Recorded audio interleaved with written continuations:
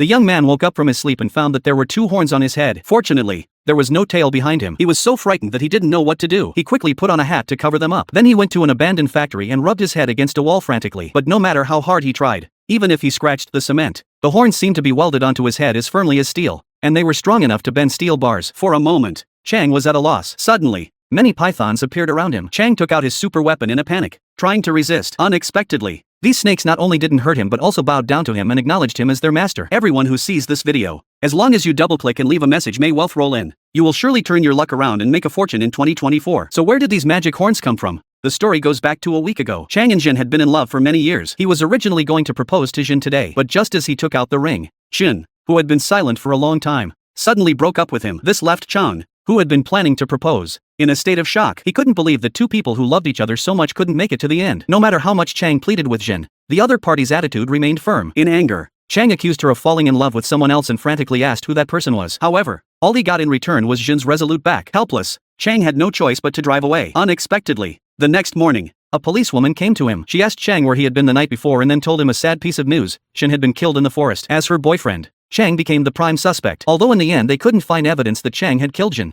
everyone in the town still blamed Chang for Jin's death. Every day, his house was surrounded by reporters and protesters, which greatly affected Chang's life. Fortunately, there were 2 people around him who believed in him, namely his elder brother and his friend Wei. Thanks to their company, Chang didn't sink into self-destruction. Soon, the day of Jin's memorial service arrived. Everyone held candles to pay their respects to Jin, while Chang could only hide in the shadows and miss her silently. After the others left, he could no longer hold back and walked out.